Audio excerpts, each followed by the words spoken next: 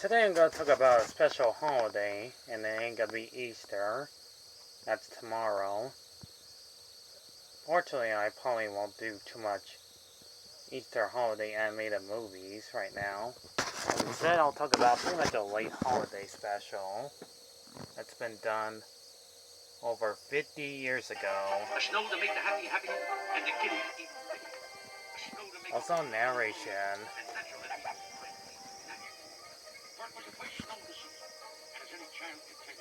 What we're about to talk about is the legendary Frosty the Snowman.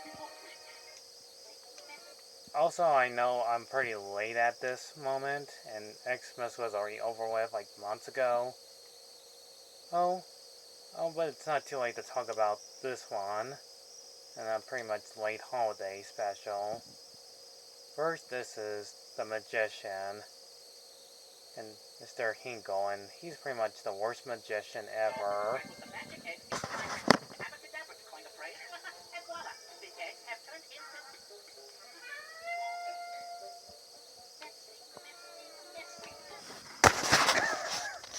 I don't know why, but that's one of my favorite scenes from the movie.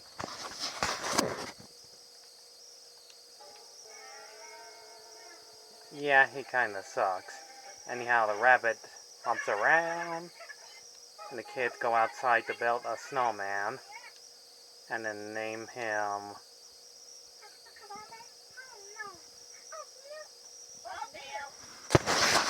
Oatmeal.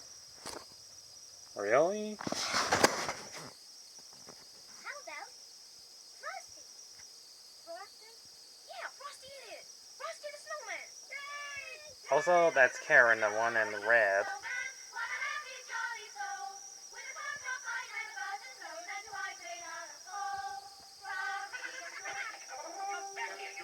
Did I forget to mention the first time I actually talking about a Rick and Bass cartoon? Anyway, she grabs a hat and he comes to life in his first words. My hat magic. Just look. Anyhow, the You can't take that hat back. It brought Frosty to life. You saw it. head falls right off Frosty's hat, and Mr. Hinkle doesn't care and takes the hat back. Again, the rabbit jumps off and gives Karen the hat back, and Frosty comes alive once again. All right, come on now. What's the joke? Could I really be alive? I mean, I can. Also, they just break the fourth wall. I can count to 10. 1, 2, 3, 4, 5, 9, 6, 8. Well, I can count to 5. What do you know? I'm even ticklish. In fact, I'm all living. I am alive. You're right, Mike. Let's make a party out of it. Let's. To be truthful, I am more of a Frosty the Snowman and fan person than Rudolph the Red-Nosed Reindeer. That's why I'm talking about this one instead. Anyhow, they end up in a parade, and not too many people are watching until now.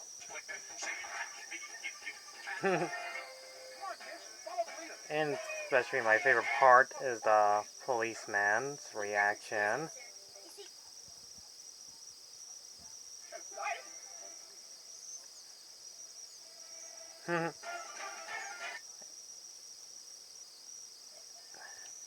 Anyways, they take a train to go to the North Pole where Santa Claus lives, of course. Or so Frosty can't melt in a hot place they live in. However, they don't have money. But a little bunny named Hocus On a train headed north. You'll be safe there, Frosty. Come on. It's full of ice cream and frozen Christmas cake. Yep. What a neat way to travel. Like in most movie cliches, they had to take the train to get to there. However, Mr. Hinkle was not left behind.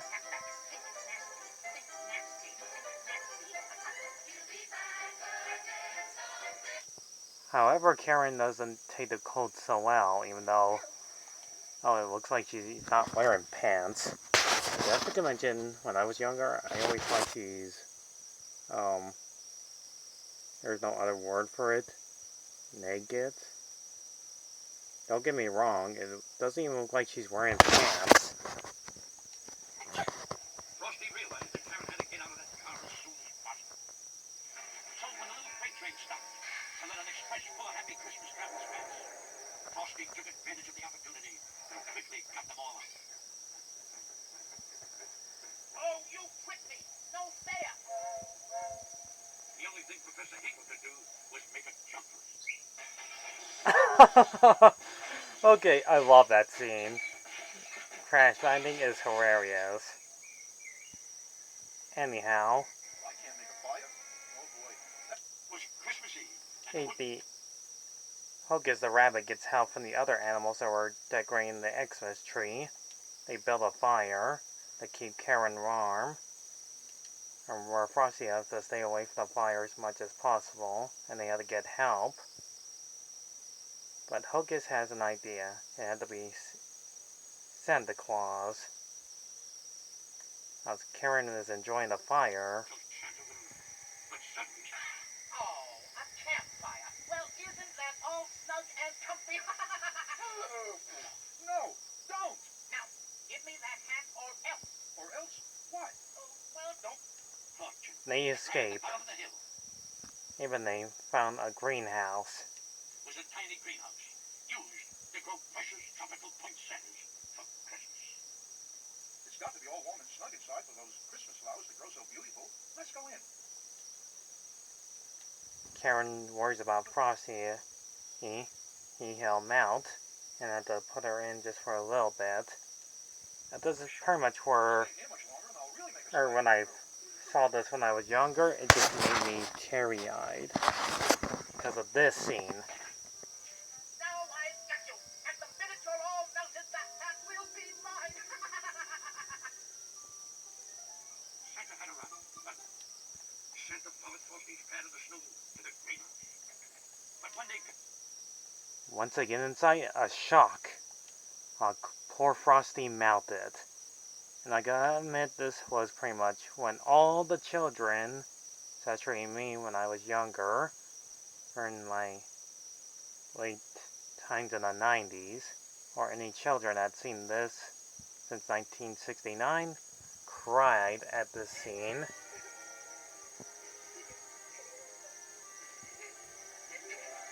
Frosty, the snowman, was a happy. Poor Frosty. It's just really sad. And to eyes made on a coat. It was too late. Too late? Why, nonsense. Oh, don't cry, Karen.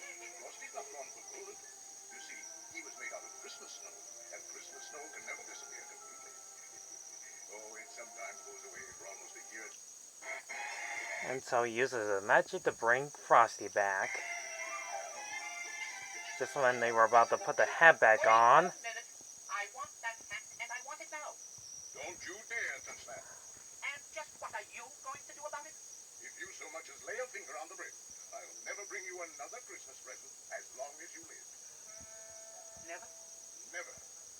No more trick cards or magic balls or no more? Oh. Oh, that's not fair. I mean, we evil magicians have to make a living too. Now I feel bad for the guy. I mean, it's not his fault. All that he wants to do magic, even though he's bad at it. And he just wants his head back. And just keep watching. Now you go home and write, I am very sorry for what I did to Frosty 100 zillion times. And then maybe, just maybe, mind you, you'll find something in your stocking tomorrow morning. A new hat, maybe? Oh, yes, sir. Goodbye, everyone. Sorry to lose and run, but I've got to get busy writing. Busy. And drink plenty of coffee. Come on, Frosty. We're all waiting for you. So he comes alive and drops Karen home. Karen hated to say goodbye to Frosty. But as Santa Claus, Frosty returned every year with the magical Christmas snow. And every year there was a great celebration with a big Christmas parade. And that's Frosty the Snowman. Plain and simple story. I love the story of Frosty. Animation is plain and simple. And hopefully I don't get copyrighted out of this review. Because it's not easy trying to find in the DVD settings of good old Rankin Bask as holiday specials. I do have the DVDs, but I just don't know where they're at right now. Not right now. Not what I was just looking on the other side. And the voice acting is pretty good. And I do love the song Frosty the Snowman. Not to mention there's like a sequel called Frosty Returns, and then he comes back in another Rankin Bass group Rudolph the Red-Nosed Reindeer, but 3D stop motion. And his very last appearance was... Actually, he did appear like a few more. Including the 1993 one with John Goodman voicing him, and the final appearance was a 2004 one. And I hate to say it, but the 2004 one kinda sucked. But that's why we got the good old classic Frosty the Snowman from 1996. Sure, it's meant for kids. It surely will entertain them for like less than 20 minutes. All I can say is, it's pretty much worth watching if you like to watch it in any type of holiday you want, besides Easter, or any time of day, as much as you like. Frosty the Snowman will always be everybody's favorite holiday special. Even though this is kind of late for me to talk about this, as I had to take a break from talking about video games for a while. I want to talk about the legendary holiday snowman, Frosty, because everybody loves Frosty the Snowman. So I give this amazing classic short cartoon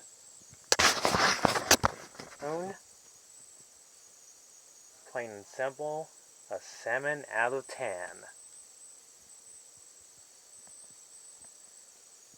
Well done animated characters, well done voice acting, and pretty nice song to hear too.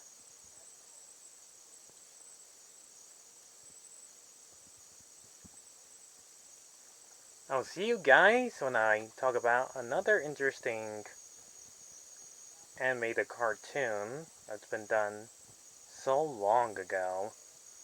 It deserves to return to part of a franchise. See you then!